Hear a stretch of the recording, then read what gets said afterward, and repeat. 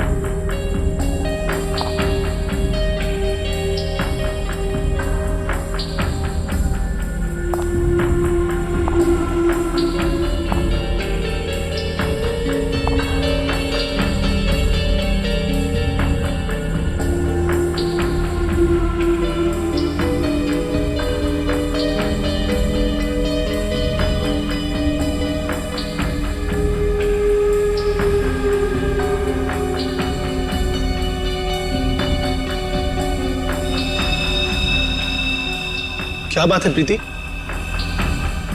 तुम ठीक तो हो ना?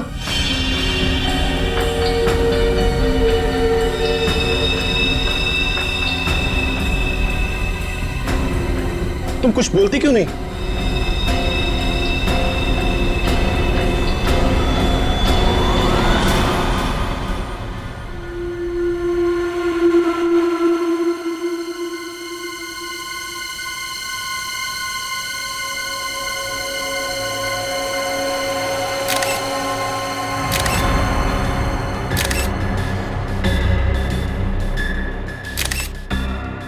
तीन, चार, पाँच, छह, सात बार चाकू से घुपा गया इस विशाल को। एक पत्नी अपने पति को इतनी बेरहमी से मारेगी, वो भी शादी के सालगिरह के दिन, यकीन ही नहीं हो रहा। हाँ सर, इसकी लाश को देखकर लग रहा है इसकी पत्नी बहुत नफरत करती होगी इससे।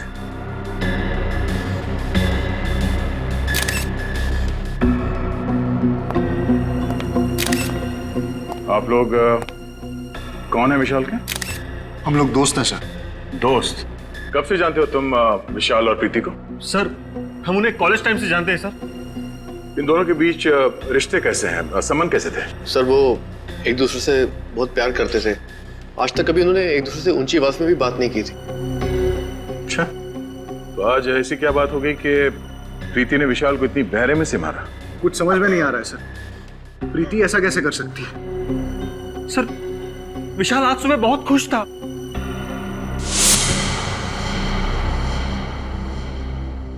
हैप्पी एनिवर्सरी प्रीति। मैं दुनिया का सबसे खुश नसीब पति हूं जो मुझे तुम्हारे जैसी बीवी मिली। काश आने वाले हर जन्म में तुम मेरी ही बनकर रहो। क्या बात है, बीवी की फोटो के साथ इतनी रोमांटिक बातें हो रही है। अबे साथ में होती होगी तो ये जनाब तो शायर बन जाते होंगे। यार ये तो बहुत गलत बात है, दरवाजा खटखटा के आना चाहिए था ना। अच्छा, तुम लोगों ने मेरी सारी बातें सुन ली। अरे सुन ली तो क्या हुआ, तू हमारे कॉलेज का दोस्त है यार, लंगोटिया यार। और प्रीति को इम्प्रेस करने के तरीके हम ही से तो पूछता था। भूल गया? कैसे भूल सकता हूँ यार, मेरे घोड़ी चढ़ने का श्रेय तुम लोगों को ही तो जाता है। वो बात तो है, और इसीलिए आज हमें पार्टी चाहिए। हाँ पार्टी? हाँ, तेरी वेडिंग एनिवर्सरी की पार्टी यार। यार प्रीति से पूछना पड़ेगा। क्या बात कर रहा है यार, उसे पूछने की क्या जरूरत है। अरे सरप्राइज दे देते हैं उसको, वो खुश हो जाएगी। आइडिया तो अच्छा है, ठीक कह रहा है तू। मैं भी कुछ ऐसा ही सोच रहा था, है ना? तो आज रात 10 बजे पार्टी पक्की। Done done done done. और फिर जब हम अंदर घुसे तो हमने देखा विशाल जमीन पे पड़ा हुआ था और प्रीति उसके पास बेहोश थी। और हाँ, प्रीति के हाथ में एक चाकू था, खून से सना हुआ।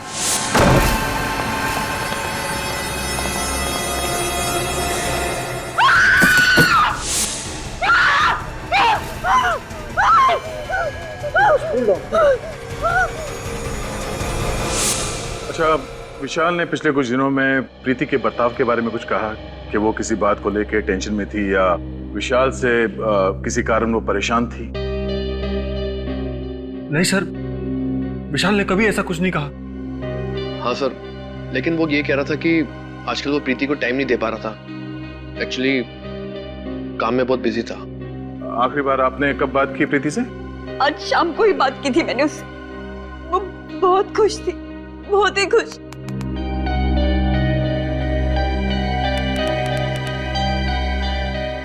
सर, प्रीति, प्रीति, प्रीति, क्या हुआ था यहाँ पे? प्रीति, तुम ठीक हो? हमारी आवाज सुनाई दे रही है तुम्हें? सर, लगता है सदमे में है। सर, कहीं ये एक्टिंग तो नहीं कर रही है सदमा लगने की? श्रेय, काम करो, इसे ब्यूरो लेके चलो। विनीत, आसपास लोगों से पता करो कि प्रीति और विशाल के बीच में संबंध कैसे थे। अफेड़ी, इनके दोस्तों का नाम और एड्रेस ले लो और इनसे बोलना कि जब तक ये केस सॉल्व नहीं हो जाता कोई भी शहर छोड़ के बाहर नहीं जाएगा। सर, ये प्रीति तो कुछ बोलने को तैयार ही नहीं। लगता है अपने पति की मौत का गहरा सदमा लगा उसे। सदमा कैसा सर? इसने अपने ही हाथों से अपने पति विशाल का खून किया है।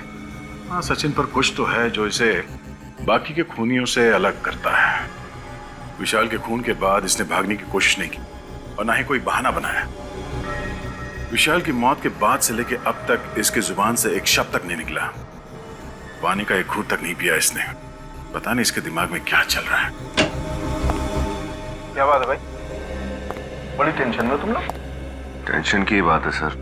क्यों टेंशन क्या है? ये केस तो बड़ा आसान था यार। खूनी अपने आप पकड़ा गया, भाग दौड़ करने की जरूरत ही नहीं पड़ी तुमको। सर, जब तक खूनी अपना गुनाह मान न ले हम चैन की सांस नहीं ले सकते। और ये प्रीति, ये तो कुछ बोलने को तैयार नहीं है।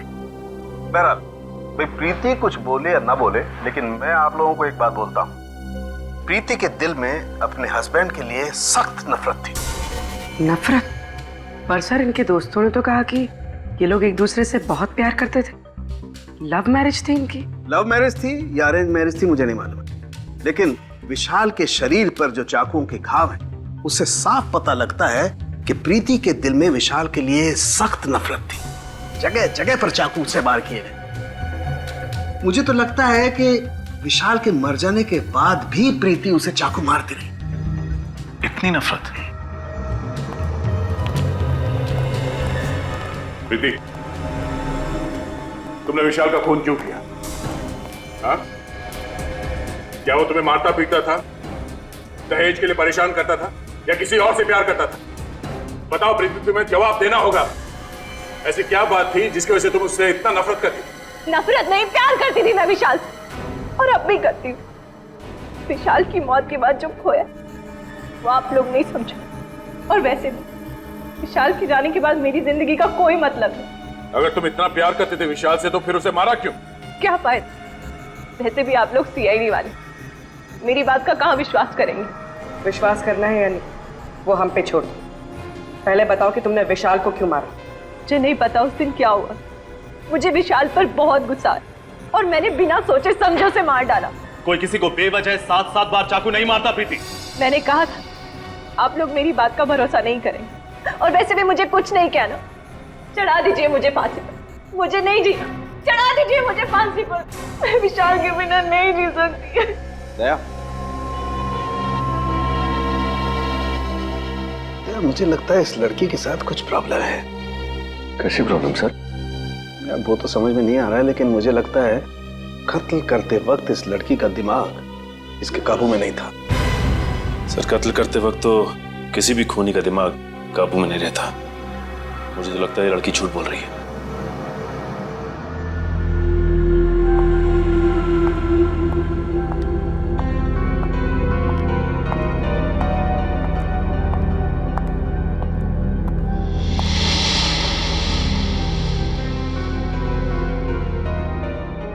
आ गई तू?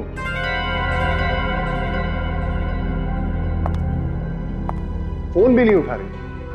मुक्ता कहाँ रह गई थी तू? कब से इंतजार कर रहा हूं। क्या हुआ? सब ठीक तो है ना? ओ, समझ गया। लगता है इस बार तुमने फिर से क्रेडिट कार्ड की लिमिट एक्सीड कर दी है ना? डोंट वरी, मैं कमाता किसके लिए हूं यार? तुम्हारे लिए। अभी बहुत लेट हो रहे हैं, चलते हैं, ठीक है?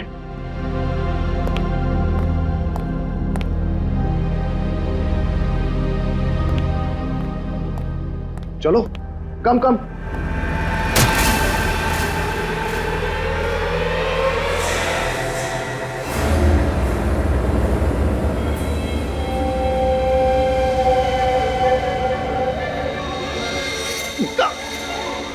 ये क्या किया तुमने? क्या कर रही हो ये?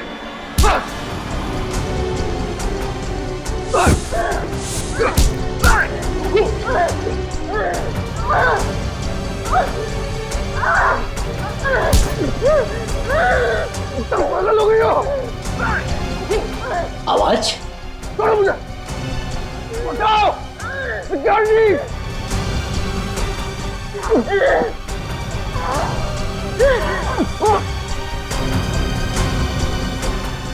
छोड़ो, क्या कर रही हो?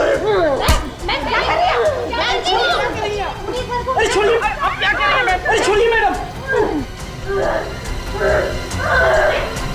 ठीक तो है ना सर? मुक्ता, ये क्या कर रही हो? पागल हो गई हो? होश में आओ।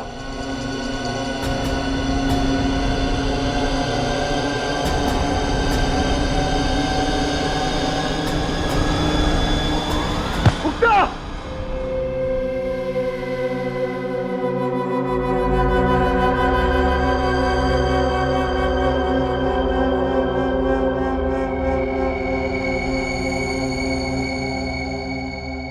मुक्ता, अब कैसी हो तुम? मुझे माफ कर दो चेतन। पता नहीं मुझे क्या हो गया था जो मैंने तुम्हारे साथ ऐसा बर्ताव किया। इतनी चोट पहुंचाई है मैंने तुम्हें। अरे कोई चोट नहीं आई मुझे। देखो देखो, एकदम हट्टा कट्टा हूं मैं। हाँ, लेकिन मुक्ता आपने ऐसा किया क्यों? आपको ऐसे अचानक गुस्सा आने की वजह? मैं तो खुद हैरान हूँ, मुझे कभी गुस्सा आता ही नहीं है सर। और फिर बेवजह इतना ज्यादा गुस्सा कैसे आ गया, मुझे कुछ समझ में नहीं आ रहा। मुक्ता ठीक कह रही है सर, मैंने इसे आज तक किसी से ऊंची आवाज में बात करते हुए नहीं देखा। गुस्सा होना तो बहुत दूर की बात है।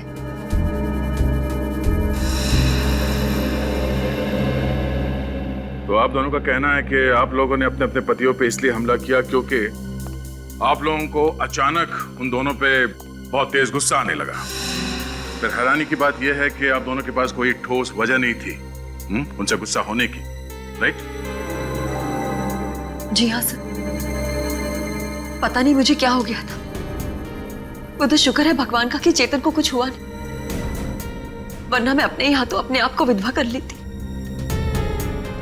2 दिनों के अंदर ऐसे 2 हादसे होना कोई इत्तेफाक तो नहीं हो सकता। जरूर कोई बड़ा कारण है इसके पीछे जो इस वक्त हमें दिख नहीं रहा। और इस बात के तह तक पहुंचने के लिए हमारा ये जानना बहुत जरूरी है कि उस दिन आप लोगों ने क्या क्या किया था। सर, उस दिन विशाल ने मुझे सुबह उठाया, मेरे लिए ब्रेकफास्ट बनाया, मुझे बहुत पैम्पर कर रहे थे क्योंकि हमारी एनिवर्सरी थी उस दिन। फिर उनके ऑफिस जाने के बाद मैं तैयार होकर बाजार गई। वहां मैंने विशाल के लिए एनिवर्सरी गिफ्ट खरीदा। उन्हें म्यूजिक बहुत पसंद था, इसलिए मैं उनके लिए स्पीकर्स लेकर आई और फिर मैं घर चली आई। अच्छा ये बताइए, उस दिन आपने बाहर कुछ खाया था? नहीं, मैंने लंच घर पर ही किया था। उसके बाद क्या हुआ?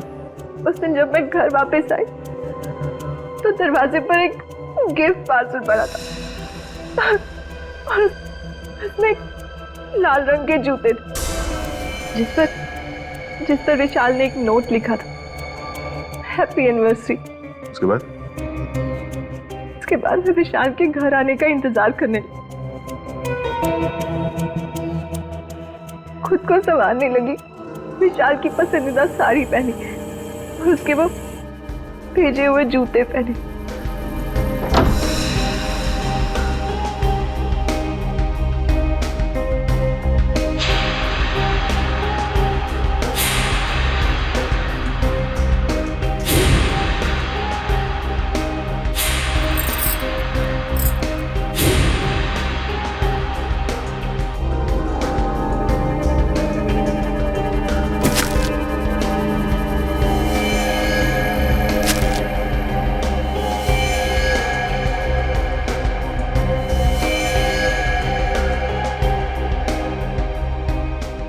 और जब वो घर लौटे तो मैं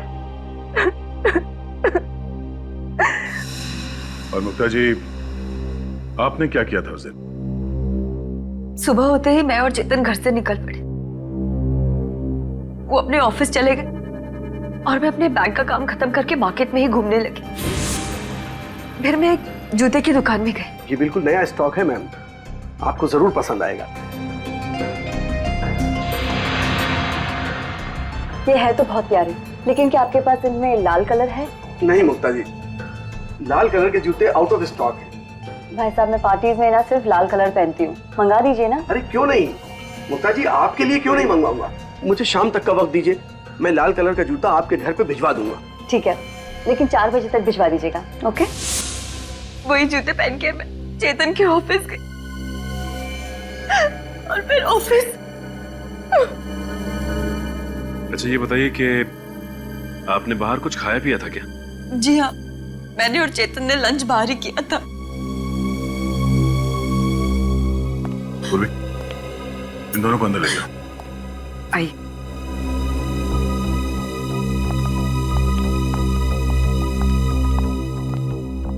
आई।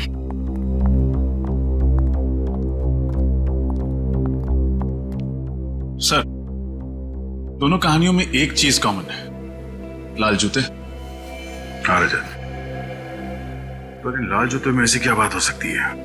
मगर सर, प्रीति को ये लाल जूते उसके पति ने गिफ्ट किए थे और मुक्ता को दुकानदार ने होम डिलीवरी की थी। हाँ विनीत, मगर ये लाल जूते ही हैं जो इन दोनों कहानियों को आपस में जोड़ती है।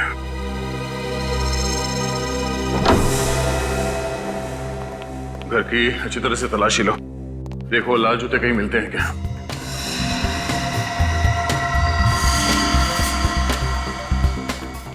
निखिल तुम अंदर चेक करो, मैं यहां देखता हूं।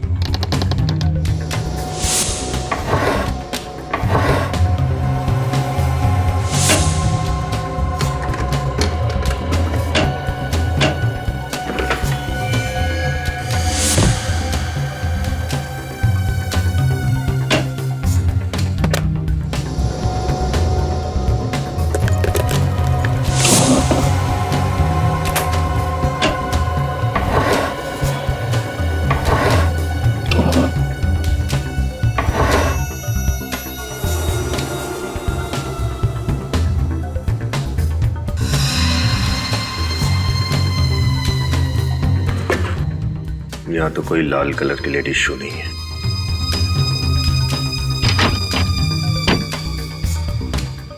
सर जूते अंदर नहीं है, यहां भी नहीं। चेतन, जूते कहाँ हैं? यहीं कहीं होने चाहिए सर। यहीं कहीं होने चाहिए तो हैं कहाँ? रेडी? नहीं सर, यहाँ पे तो नहीं है।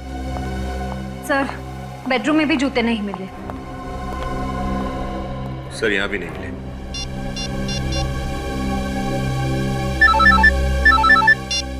हाँ बोलो। हमने मुक्ता के घर को अच्छी तरह छान लिया, जूते नहीं मिले।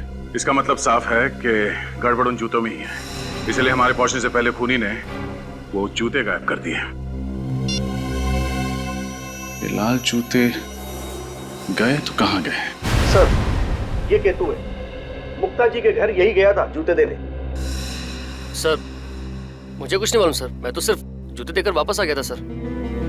थोड़ा याद करके बता, जब तुम मुक्ता को उसके जूते देने जा रहे थे तो रास्ते में कुछ हुआ, शायद तुमने थोड़ी देर के लिए जूतों को लवारिस छोड़ दिया हो, या फिर किसी ने उन्हें बदल दिया, कुछ अलग, कुछ अजीब, कुछ भी।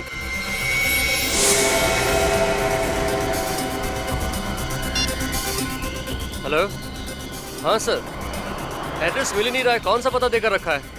मिल ही नहीं रहा है। अरे सर,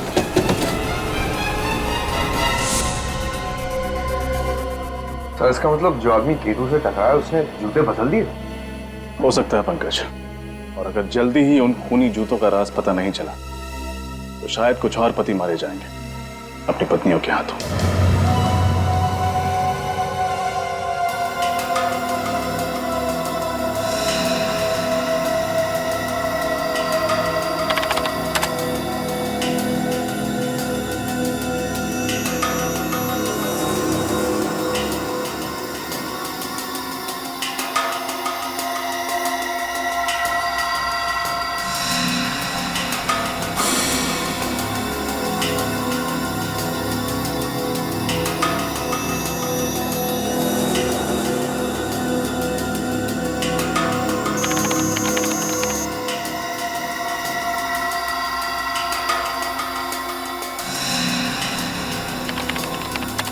आप लोग अब उठ सकते हैं।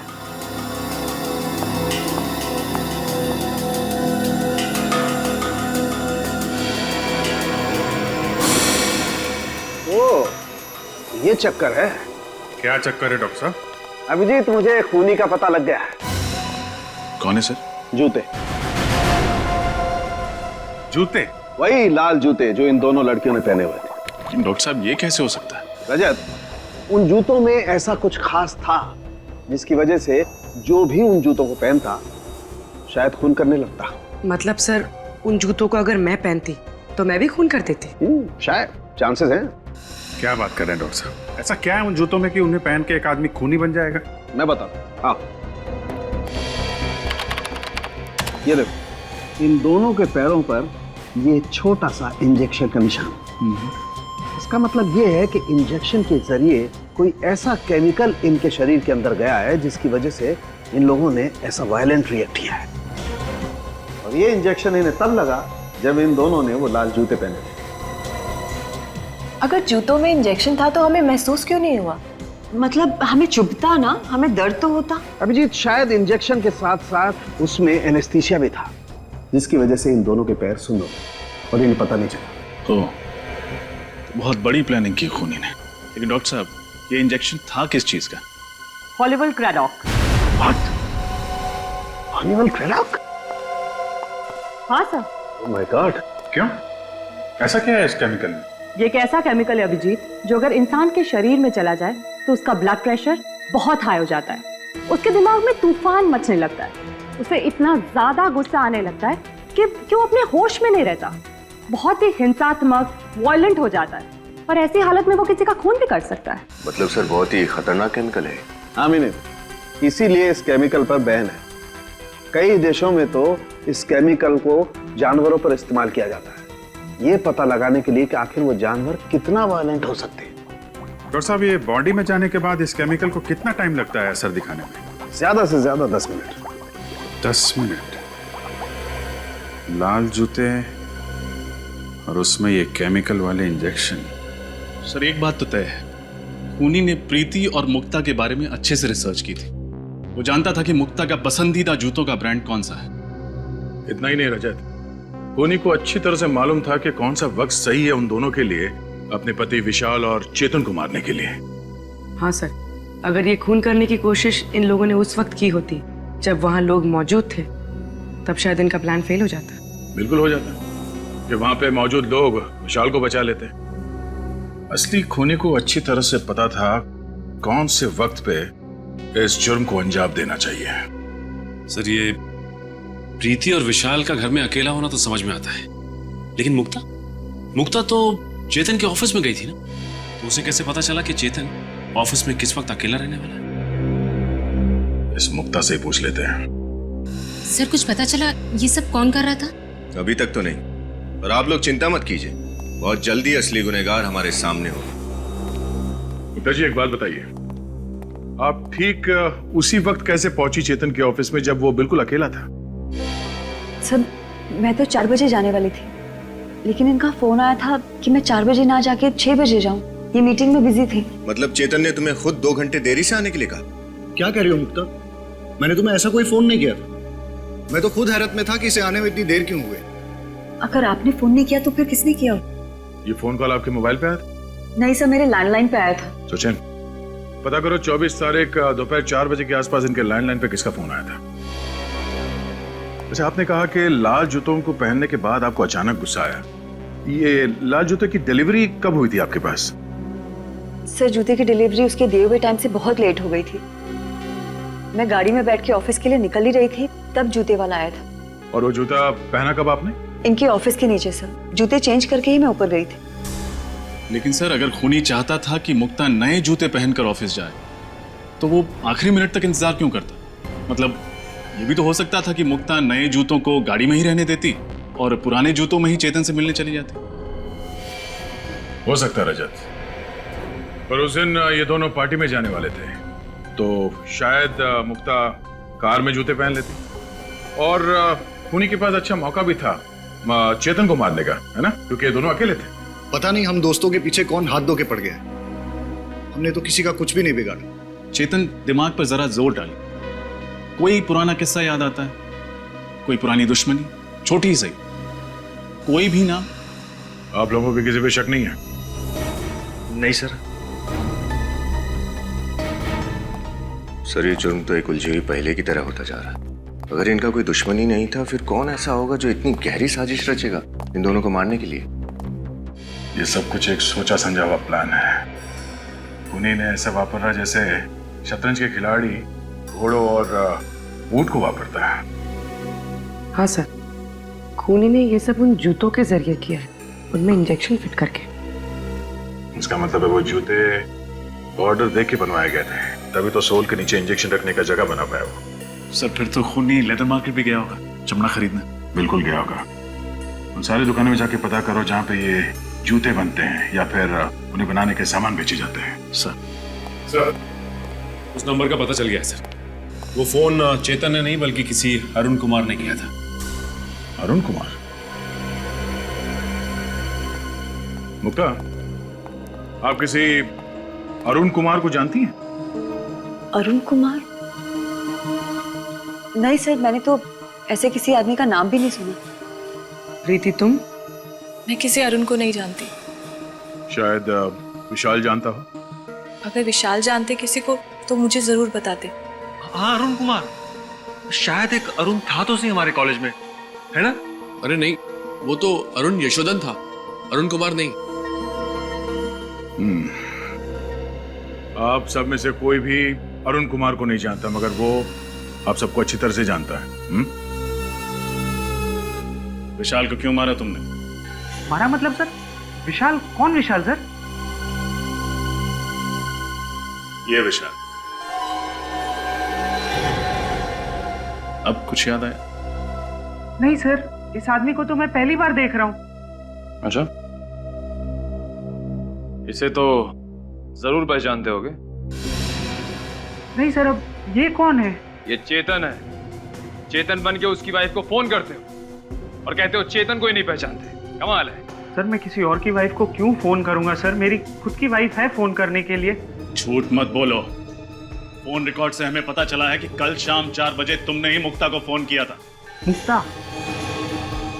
सर मैं इनमें से किसी को नहीं जानता। कौन है ये सब सर? और कल 4 बजे? हाँ सर, 1 मिनट। मैं कल शाम को 4 बजे बाजार गया था और एक आदमी ने मुझसे फोन मांगा था एक कॉल करने के लिए। एक आदमी को दिया था फोन कॉल करने के लिए।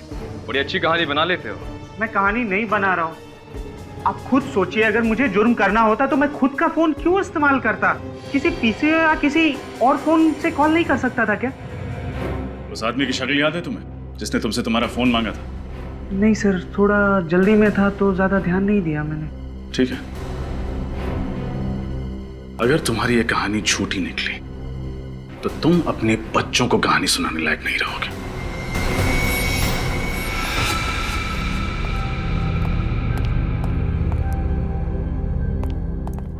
क्या हुआ पीयूष? तूने हम लोगों को अचानक क्यों बुला लिया? मुझे तुम लोगों से जरूरी बात करनी है। हाँ बोलना। मुझे लगता है वो वापस आ गया है। What? पागल तो नहीं हो गया तू? अरे यार मैं ठीक कह रहा हूँ। विशाल ऊपर पहुंच गया, चेतन मरते मरते बचा। इससे पहले कि हम दोनों का टिकट कट जाए, हमें सब कुछ सीआईडी को बता देना चाहिए। दिमाग तो नहीं खराब हो गया तेरा? अगर सीआईडी को इस बात की भनक भी लग गई ना, तो तू सोच नहीं सकता वो हम लोगों का क्या हाल करेंगे। अरे यार जो होगा देखा जाएगा। यूं बेमौत मरने से तो अच्छा ही है ना। देख, अगर तूने सीआईडी को बताने की बात भी की ना, तो वो वापस आया हो या ना आया हो, मैं तुझे जरूर मार डालूंगा। अरे मुझे बचा ले यार। मैं पागल हो रहा हूँ, पागल। मेरा दिमाग फट रहा है, दिमाग। मैं मरना नहीं चाहता, मैं मरना नहीं चाहता, मैं जीना चाहता हूँ, मैं जीना चाहता हूँ। पीयूष, तू घबरा मत, कुछ नहीं होगा हम लोगों को, सब ठीक हो जाएगा। डोंट वरी, हम तेरे साथ हैं ना। मैं मरना नहीं चाहता हूँ, मैं जीना चाहता हूँ, मैं मरना नहीं चाहता, मैं मरना नहीं चाहता। Please help me. कहाँ?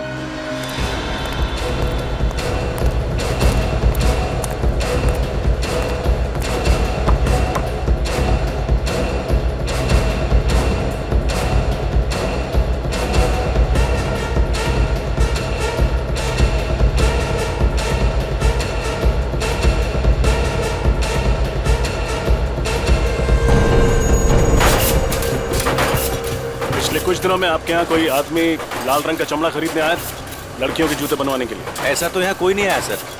सर आया था, मैनेजर साहब से मिला था। काफी कम लेदर चाहिए था उसे, वो भी लाल रंग का ही चाहिए था साहब। कौन था वो? चेहरा याद है उसका? मुझे तो नहीं साहब, मैनेजर साहब को याद होगा। ये मैनेजर कहाँ? बुलाओ जरा उसे। मैनेजर साहब छुट्टी पे गए हैं।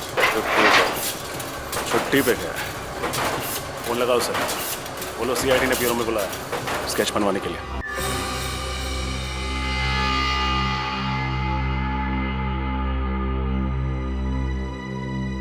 पांडुरंग दगड़ू सराफ। अरे पूर्वी, अरे पूर्वी, अरे तो यार, अरे पूर्वी, अरे वेरी गुड, तुमने तो कमाल कर दिया भाई। Thank you very much, thank you very much, तुम कमाल हो यार। अरे सालों के साहब, ऐसी क्या बात हो गई जो खुशी से आपकी छाती फूल गई? यार तुम्हें पता नहीं, वो पूर्वी ने मुझे सलाह दी थी ना वो लेटर लिखने की। अरे भाई मैंने अपनी गर्लफ्रेंड को एक अच्छा सा लेटर लिखा, फूलों का गुलदस्ता भिजवाया और बस उसको गुस्सा तो गायब। क्या बात सर, ये तो बहुत ही अच्छी बात है। मुबारक हो सर। अरे भाई रहने दो, अपनी मुबारकबाद आप अपने पास रखिए, पहले भी झेल चुका हूँ यार मैं तुम्हें। अरे सर गिफ्ट में कैंची दी आपने और गलती मेरी। यार ऐसे वक्त पे कैंची की याद दिलाना जरूरी है क्या यार? मैंने कहा था ना सर कि आपका लिखा हुआ खत पढ़ के वो खुश हो जाएगी। वेरी गुड पूरी, तुम कमाल हो। आइंदा से इस मामले में कोई टिप्स लेनी होगी ना बेटा, मैं सीधा तुम्हारे पास आऊंगा। यस डॉक्टर साहब, पूर्वी से क्यों, आप तो ये तारिका से भी ले सकते हैं और उसके लिए आपको यहाँ ब्यूरो में आने की जरूरत भी नहीं पड़ेगी। नहीं दया, तुम समझते नहीं हो यार, तारिका की इस मामले में जरा पसंद कमजोर है यार। डॉक्टर साहब, अभिजीत के बारे में अगर कुछ कहना है तो मेरे सामने तो प्लीज आप। अच्छा, बुरा लगा ना, बुरा लगा, कोई बात नहीं है यार। मैं भी अपना वक्त बर्बाद नहीं करना चाहता ये डिस्कस करके यार। अरे मेरे पास टाइम नहीं है, मुझे फेशियल कराने जाना है यार। Sir facial? और आप? क्यों, मैं फेशियल क्यों नहीं है? नहीं, बिल्कुल सर, करना चाहिए आपको, फेशियल करना चाहिए। हाँ, और आज तो जरूर करना चाहिए यार। यू नो डेटिंग है, डिनर पे जा रहा हूँ गर्लफ्रेंड के साथ यार। बहुत अच्छी बात है सर। उम्मीद करते हैं कि जब तक आप दोनों का डिनर खत्म हो जाता है तब तक हम लोग ये केस सॉल्व कर देंगे। यस यस, ऑफ कोर्स, तुम केस सॉल्व करो, मैं डिनर सॉल्व करता हूँ। बाय पूर्वी, बाय। सर डॉक्टर साड़ुंकी भी कमाल क्या, उम्र 55 की, दिल बचपन का। अरे उनके सामने मत बोल देना, जीना हराम कर देंगे तुम्हारा। सर स्केच तैयार हो गया। गुड, देखे जरा। तो ये है वो चैंपियन। अब इस चैंपियन का अच्छा वक्त शुरू होगा।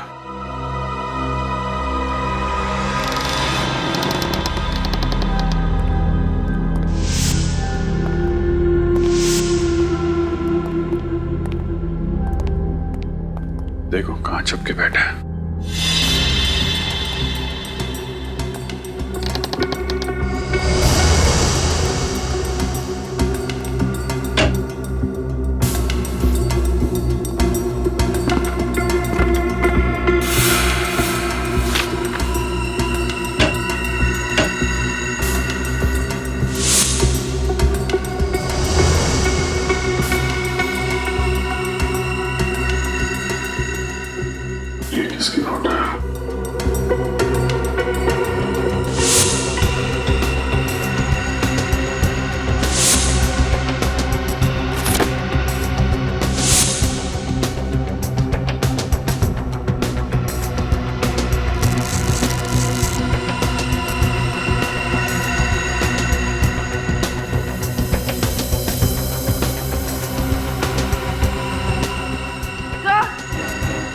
पूर्वी?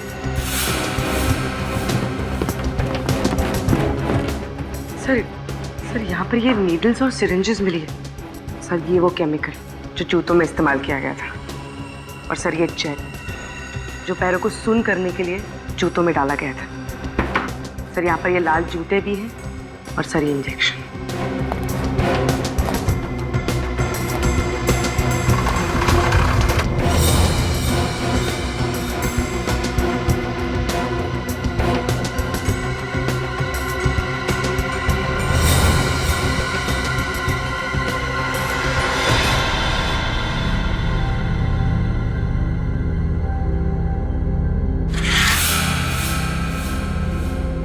मतलब इन सब के पीछे पीयूष का ही हाथ है।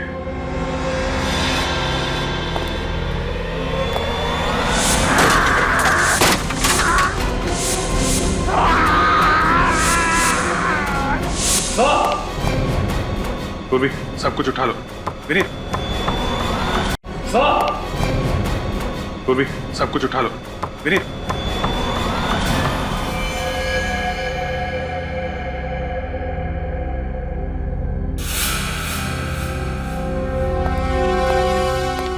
सर पीयूष ने यहाँ मरा पड़ा है। लगता है इसने जहर पिया। My God। सर हमें तो लग रहा था यही सबको मार रहा है, फिर इस पीयूष को किसने मार दिया? इसका मतलब इसके साथ कोई और आदमी भी मिला हुआ था क्या? सर ये देखिए, इसके जेब में से ये चिट्ठी है सर। क्या लिखा? मैंने ही विशाल का खून करवाया और चेतन पर हमला भी करवाया। नफरत करता था मैं अपने दोस्तों से। कॉलेज के दिनों से चेतन, विशाल, धीरज मुझे परेशान करते थे और बिजनेस पार्टनर बन जाने के बाद भी मुझे मेरा हक नहीं देते थे। इसलिए गुस्से में आकर मैंने उनसे बदला लेने की ठानी। अगर सीआईडी को मेरे बारे में पता चल गया, इसलिए मैं अपनी जान दे रहा हूं। पीयूष, अजीब बात है सर, जब गुनहगार को पता होता है कि एक ना एक दिन वो पकड़ा ही जाएगा, फिर गुनाह करता ही क्यों है? और इसने तो सीआईडी के डर से खुदकुशी कर ली। बात कुछ हजम नहीं हो रही है विनीत। ये आदमी अपने दोस्तों से बदला लेना चाहता था। इतनी लंबी प्लानिंग की उसने बदला लेने के लिए, और अभी इसका बदला पूरा भी नहीं हुआ। डर के मारे आत्महत्या करेगा क्या? सर, इसके हाथ और पैर पर ये निशान देखिए। रस्सी के बांधने का निशान। पीयूष को बांध के रखा था। लगता तो है सर, लेकिन जब ये ब्यूरो आया था तब तो कोई निशान नहीं था। और ये निशान काफी गहरे हैं। लगता है काफी दिनों से बांध कर रखा गया था इसे। पीयूष को बांध के भी रखा गया था और पीयूष ब्यूरो में भी। अब कुछ कुछ समझ में आ रहा है। डॉक्टर साहब, मैं ठीक तो हो जाऊंगा ना? तुम बिल्कुल फिक्र मत करो। तुम जैसे पहले थे ठीक वैसे हो जाओगे। अब मैं इंजेक्शन लगा रहा हूं, तुम पलट जाओ।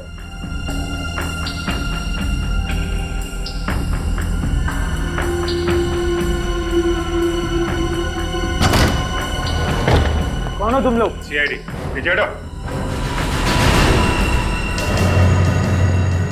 चेहरा बदलवाया जा रहा है, हैं? चेहरा चाहे पीयूष का हो या अमित का, अंजाम तो फांसी ही है। ये क्या बकवास कर रहे हैं आप लोग? ऐसी कोई बात नहीं है। जाने दीजिए मुझे। कहाँ जा रहे हो? चेहरा नहीं बदलवाओगे? हाँ, मैं पीयूष नहीं, अमित हूँ। अमित, यही है ना तुम्हारा असली चेहरा? अब बताइए अमित जी, क्यों मारा अपने दोस्तों को तुमने? हैं? दोस्तों के नाम पे धब्बा थे वो लोग, धब्बा। क्यों? ऐसा क्या किया था उन लोगों ने तुम्हारे साथ? उनकी वजह से मैं खूनी बना। मैंने अपने हाथों से सपना की जान ले ली। कौन सपना? सपना मेरी प्रेमिका। कॉलेज के दिनों में हम एक दूसरे से बहुत प्यार करते थे। एक दिन सपना ने विशाल, पीयूष, चेतन और धीरज को एग्जाम पेपर चुराते हुए देख लिया। फिर उसने धमकी दी कि वो सब कुछ प्रिंसिपल को बता देगी। फिर इन चारों ने उसे मारने का प्लान बनाया। पर सपना तो तुम्हारी गर्लफ्रेंड थी, उनके कहने पे तुमने सपना का खून कर दिया। क्यों? क्योंकि उन चारों ने मुझसे झूठ कहा कि सपना मुझसे बेवफाई कर रही है। वो चारों अच्छी तरह से जानते थे कि मुझे मेरे गुस्से पर काबू नहीं रहता, इसीलिए बिना सच जाने मैंने सपना की जान ले ली। फिर जब तुम्हें सच का पता चला तो तुमने एक एक करके सबसे बदला लेना शुरू कर दिया। हाँ, और डॉक्टर साहब ने मेरी मदद की। इन्होंने मुझे पीयूष का चेहरा दिया, जिसका फायदा उठाकर मैंने अपने प्लान को अंजाम दिया और पीयूष को 1 साल तक कैद कर रखा। और मैं भी यही चाहता था कि इन चारों की मौत की वजह भी वही गुस्सा हो जिसकी वजह से मेरी सपना की मौत हुई थी। और इसीलिए मैंने जूतों में इंजेक्शन फिट किया। प्लान तो अच्छा बनाया था तुमने, लेकिन एक गलती कर दी। पीयूष के मोबाइल से आखिरी कॉल डॉक्टर साहब को कर दिया। सपना का खून किया तुमने। पश्चाताप के आंसू बहाने के बजाय अपने दोस्तों को भी मारा। तुम्हें तो फांसी ही होगी। और डॉक्टर साहब, आप पैसों की लालच में बिक गए। आपका और इनके बाकी दोस्तों का हिसाब तो अब अदालत ही करेगी।